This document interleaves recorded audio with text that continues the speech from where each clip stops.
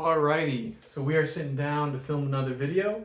This is going to be a different type of video than my normal movie reviews because I'm going to be talking about my thoughts on a show that is currently airing right now, and the title of this video is going to be the absolute state of the Jujutsu Kaisen anime right now.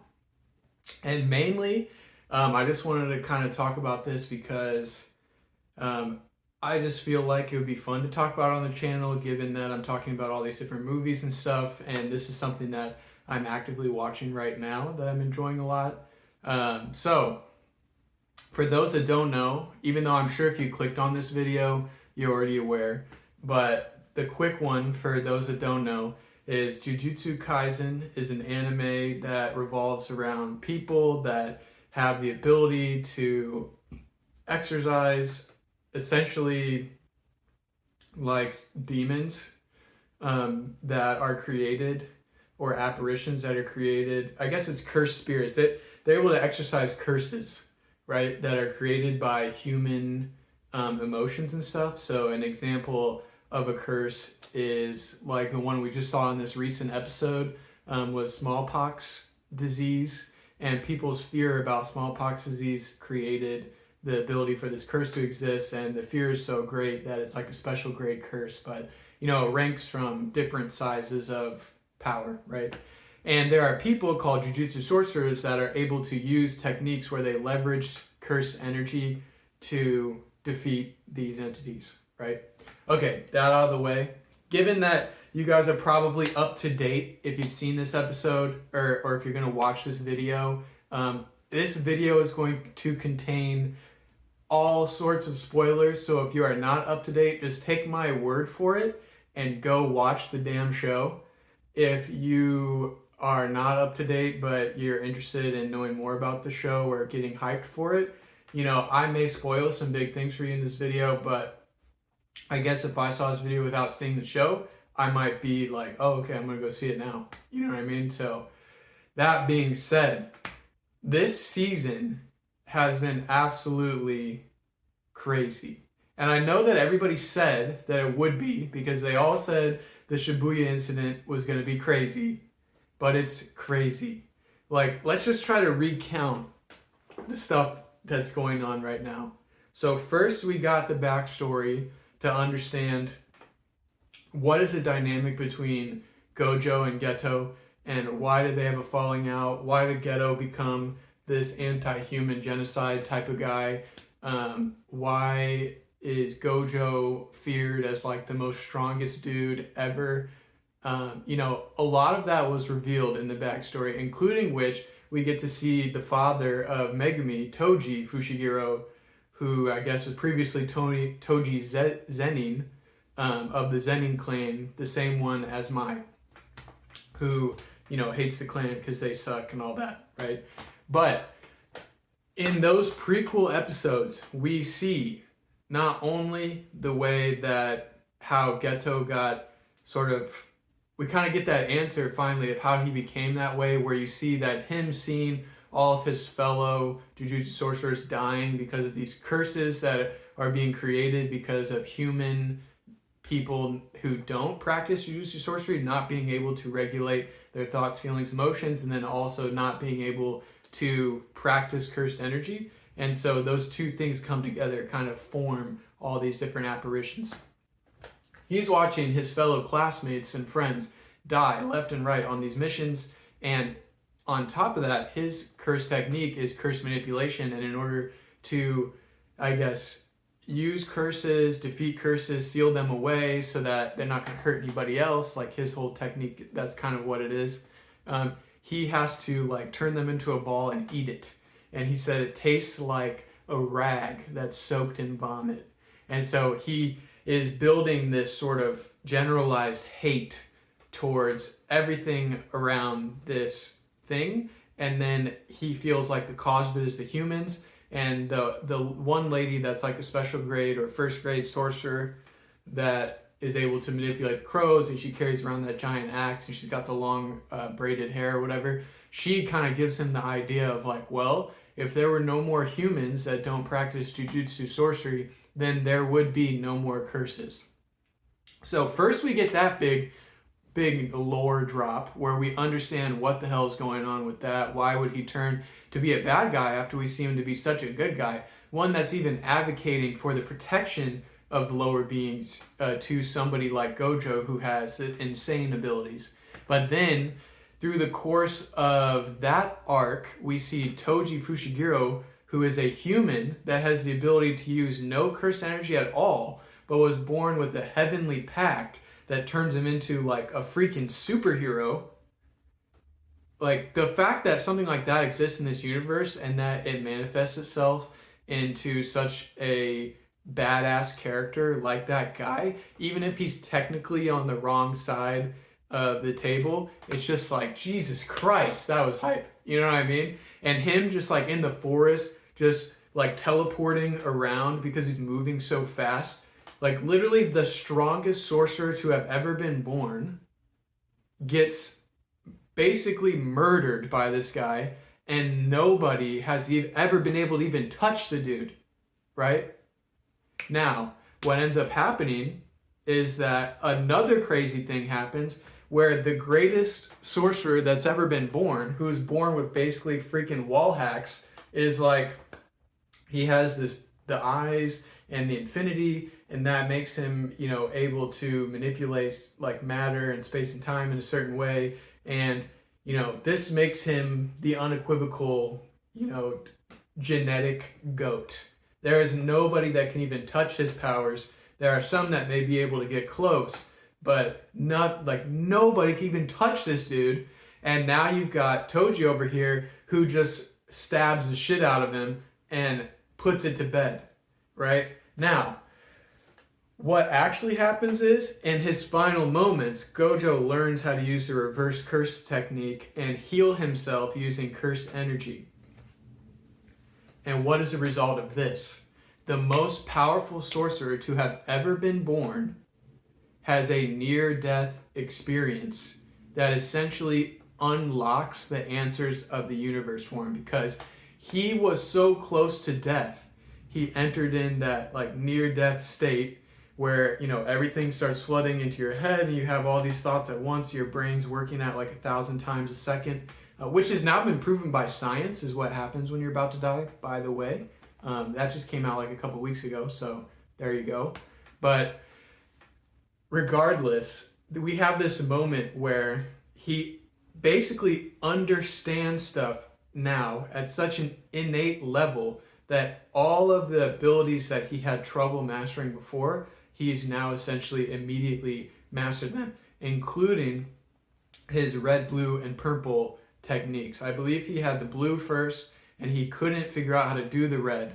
But then after this near-death experience, he not only can do the blue better, but he can also do the red, and the mixture, the purple, which we saw in season 1, just can obliterate anything that's in front of it, right? And then we get the rematch between the boys, and oh my God, there's that moment where he's like floating in air, and he says those creepy but cool-ass lines of being like, I alone have been chosen by the universe as the one to be like that. Like nobody else is even remotely near my level. I am the chosen one type shit.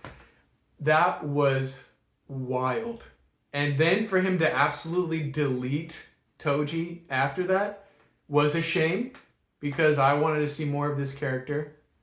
But nuts all alone by itself, Then, I guess the events of the Jujutsu Kaisen, 0 film occur.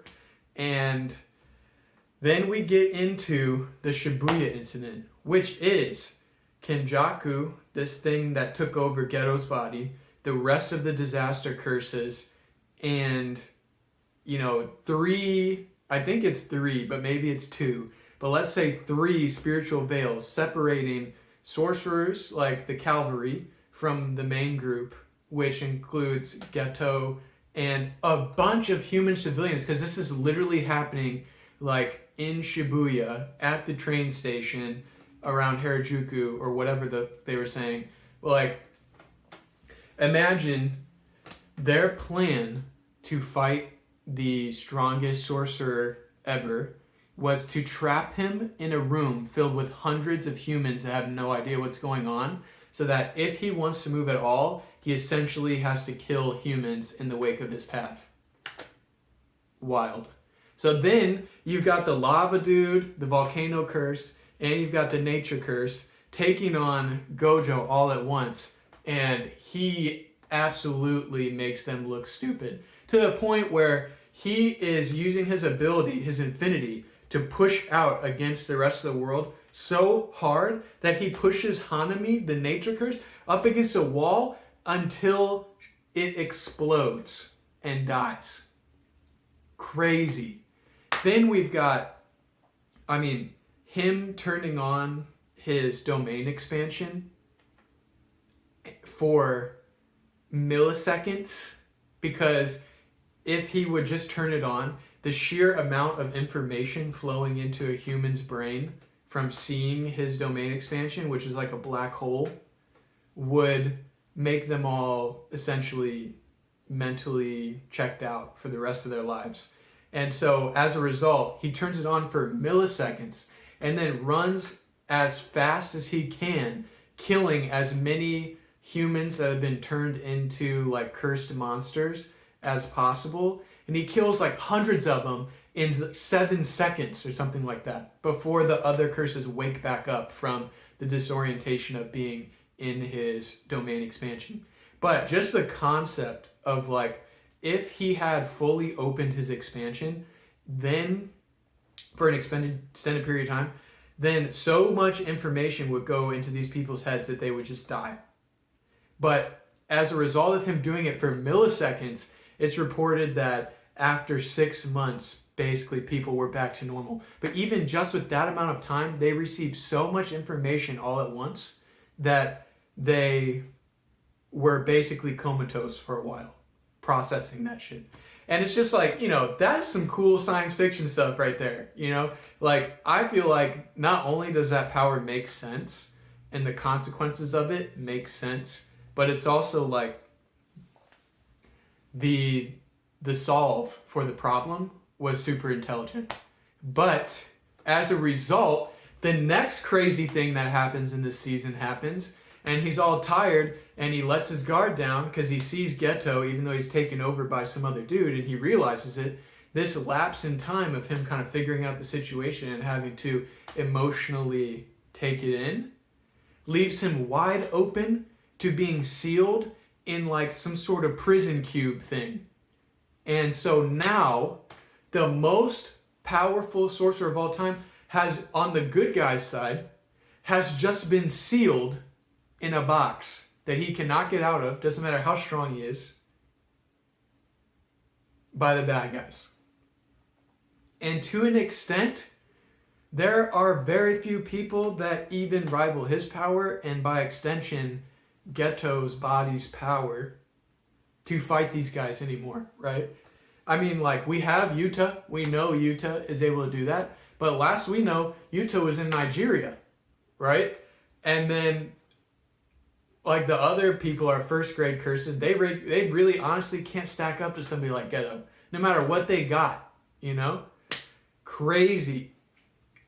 Then on top of this, just when you think things cannot get any more ridiculous, we're on the roof fighting these people, trying to take down the veils so that the rest of the team can go in and help free help free Gojo from his prison cube thing. But they don't even know. They just know he's sealed. They don't know how. But they want to break the barriers to be able to go in to save him, right? To be able to maybe get the rest of the people out, maybe take care of the rest of the curses that are out today, all that kind of, put the rest of the shit to bed.